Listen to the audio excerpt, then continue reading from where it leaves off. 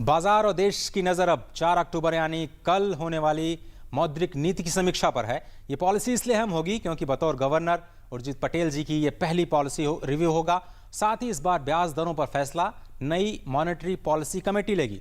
क्या कुछ है खास, देखते हैं इस रिपोर्ट में। कॉर्पोरेट सेक्टर से लेकर के आम जनता तक, बैंकर से लेकर के पॉलिसी मेकर्स तक, हर किसी की निगाहें हैं आरबीआई की मौद्रिक नीति पर, जब उर्जित पटेल इसे मंगलवार को पेश करेंगे। आपको बता दें कि ये मौद्रिक नीति कई मायनों में खास रहने वाली है।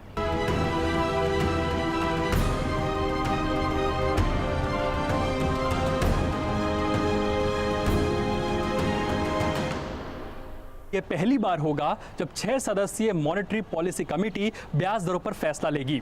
आपको ये भी बता दें कि अगर किसी तरह से टाई हो जाता है ब्याज दरों को लेकर के, तो ऐसी स्थिति के अंदर आरबीआई के गवर्नर यानी कि उर्जित पटेल फैसला लेंगे कि ब्याज दरों के ऊपर क्या कुछ होना चाहिए। फेडरल रिजर्व यानी कि अमेरिकी की जो सेंट्रल बैंक है, वो भी कुछ इसी तरह से ब्याज दरों की समीक्षा करता है।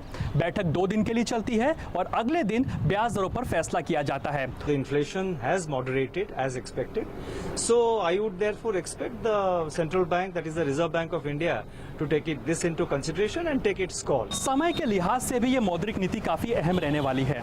अभी तक आपने देखा होगा कि मौद्रिक नीति में गवर्नर 11 बजे मौद्रिक नीति को पेश किया करते थे, लेकिन अब आपको 2:30 बजे तक का इंतजार करना पड़ेगा, क्योंकि 2:30 बजे ही मौद्रिक नीति का ऐलान किया जाएगा। इस समय पर जो मौद्रिक नीति में रेपो दर है, यानी कि जिस दर पर bank reserve bank of India से पैसे लेती है, वो दर 6.5% है और उम्मीद यही लगाई जा रही है कि हो सकता है ब्याज दरों में कुछ कटौती की जाए। और शायद यही वजह है कि शेयर बाजार के अंदर भी लगभग 400 अंकों का आज उछाल देखा गया।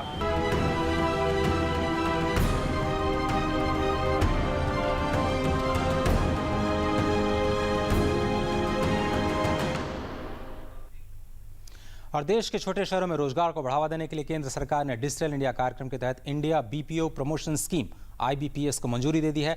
इसके तहत देश भर में बीपीओ की गतिविधियों के लिए 993 करोड़ रुपए की राशि खर्च की जाएगी। केंद्रीय कानून मंत्री रविशंकर प्रसाद ने आज नई दिल्ली में IBPS के इस नए वेब पोर्टल की शुरुआत की। इस योजना के तहत बड़े शहरों को छोड़कर बाकी छोटे शहरों में बीपीओs को बढ़ावा देने के लिए प्रत्येक सीट पर 1 लाख रुपए तक का इंसेंटिव मिलेगा। इसके तहत कुल 48,300 सीटों की योजना है। छोटे शहरों में बीपीओ गतिविधियों को बढ़ावा दिया जाएगा। योजना का उद्देश्य छोटे शहरों से युवाओं के पलायन को रोकने के साथ साथ IT क्षेत्र को बढ़ावा देना है। 18 राज्यों में 60 जगहों पर बीपीओ खोलने के लिए सरकार कंपनियों को मदद कर रही है। करीब 1.5 लाख लोगों को रोजगार भी मिलने की उम्मीद है।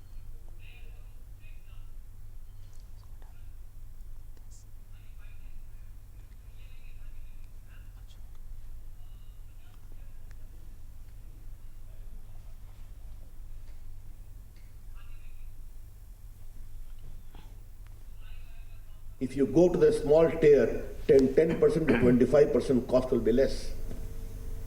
But what are the clear benefits which we have? A is the knowledge of English.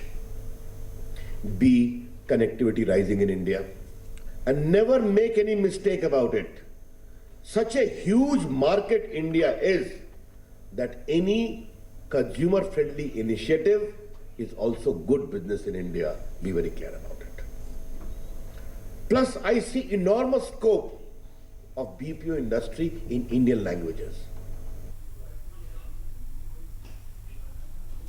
तब क्षेत्रीय भाषाओं में बीपीओs का इंतजार कीजिए छोटे शहरों में। आजाद